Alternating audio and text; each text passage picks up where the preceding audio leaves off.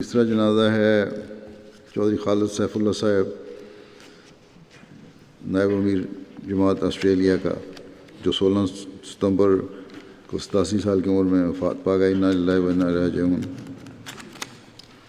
آپ کے خاندان میں احمدیت آپ کے دادا چودھری محمد خان صاحب نمبردار موضع گل منج ضلع گرداسپور کے ذریعے آئی، جنہوں نے 1890 میں نوجوانی میں حضرت مسیح علیہ السلام کے ہاتھ پر بیعت کا شرف حاصل کیا۔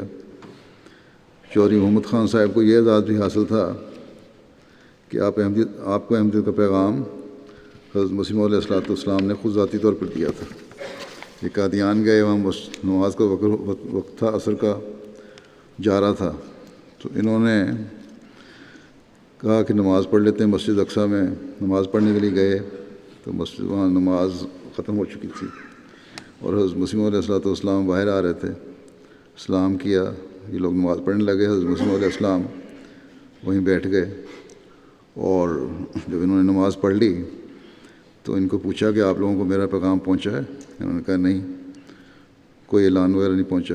اس پر حضرت مسیح علیہ السلام ان کو اپنے ساتھ لے گئے، کمرے میں کہتے ہیں ہمیں لے گئے، وہاں الماری میں لٹریچر پڑا ہوا تھا۔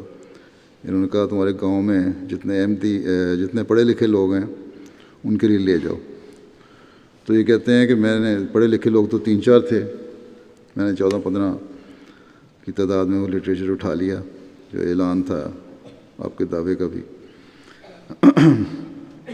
اور میں لے گیا۔ اس کے بعد اس کو پڑھا، اس سے بڑا متاثر ہوا، اور پھر یہ لوگ سیکھواں گاؤں جو تھا وہاں کے حضرت میاں جمال الدین صاحب اور حضرت میاں خیر الدین صاحب رہا کرتے تھے، وہ ان کے واقف تھے۔ تو یہ لوگ ان کے پاس لے گئے لٹریچر پڑھنے کے بعد۔ انہوں نے کہا کہ ہاں بڑا ہم نے تو مان لیا ہے، تم لوگ قبول کر لو۔ تو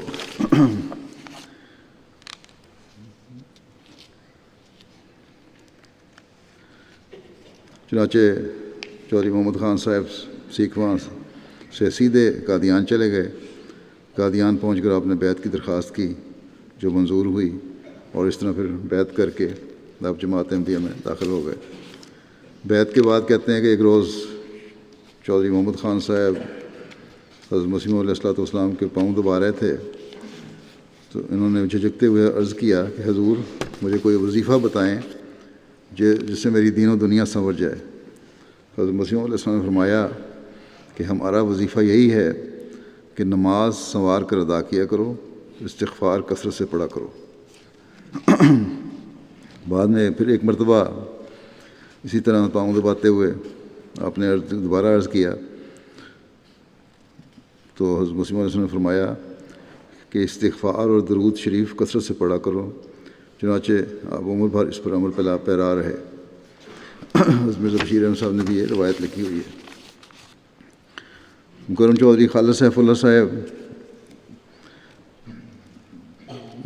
کے بارے میں یہ ہے کہ اپنی ملازمت کے سلسلے میں آپ جہاں بھی رہے، یہ پہلی باتیں تو ان کی دادا کی بتائی تھیں جو حضرت مسیح علیہ السلام کے حوالے سے تھیں۔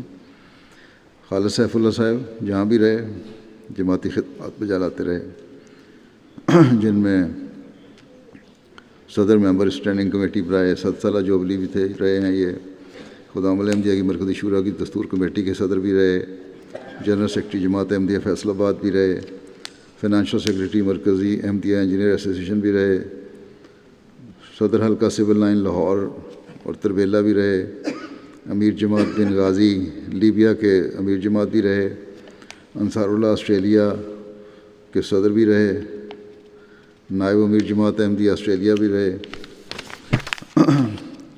اور محمود بنگالی صاحب کی وفات کے بعد کچھ عرصہ کے لیے ان کو قائم مقام امیر جماعت آسٹریلیا میں نے مقرر کیا تھا، اس کی بھی خدمت کی توفیق پائی انہوں نے بڑے آسان رنگ میں۔ خلافت سے ان کا غیر معمولی وفا اور اطاعت کا تعلق تھا۔ بے شمار اور بھی ان کی خدمات ہیں۔ بہرحال بھرپور زندگی انہوں نے گزاری، بڑے علمی آدمی تھے۔ جماعت کے جرائد اور رسائل میں ان کے مضامین بھی چھپتے رہے ہیں۔ لیکن انتہائی سادہ مزاج تھے، ہر وقت مسکراتے رہنے والے صلح جو انسان تھے۔ اللہ تعالیٰ ان کے درجات بلند فرمائے، مغفرت کا سلوک فرمائے۔ مرحوم موسی تھے، عثمان میں 3 بیٹیاں اور 2 بیٹے یادگار چھوڑے ہیں، اور آپ کے بڑے بیٹے محمد عمر خالد صاحب تو یہیں UK میں ہیں، صدر حلقہ ہیں ماڈرن کے۔ چھوٹے بیٹے احمد عمر خالد آسٹریلیا میں نیشنل سیکرٹری وقف جدید کے طور پر خدمت بجا لا رہے ہیں۔ اللہ تعالیٰ باقی ان کی بیٹیاں بھی ہیں، اللہ تعالیٰ ان کی سب اولاد کو ان کی نیکیوں کو جاری رکھنے کی توفیق عطا فرمائے۔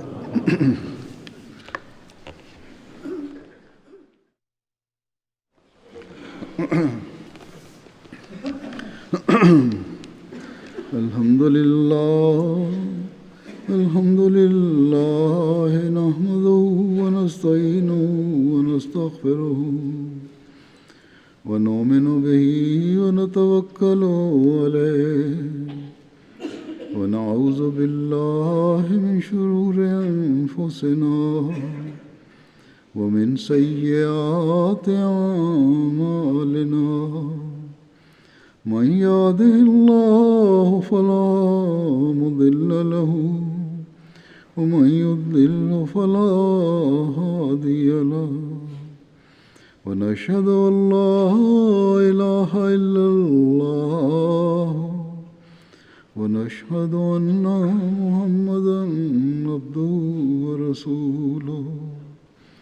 عباد الله رحمكم الله، إن الله يأمر بالعدل والإحسان وإيتاء ذي القربى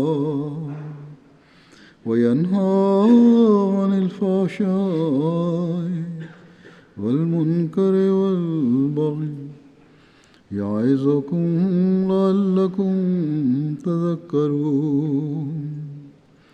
اذكروا الله يذكركم وادعوه يستجب لكم ولذكر الله أكبر۔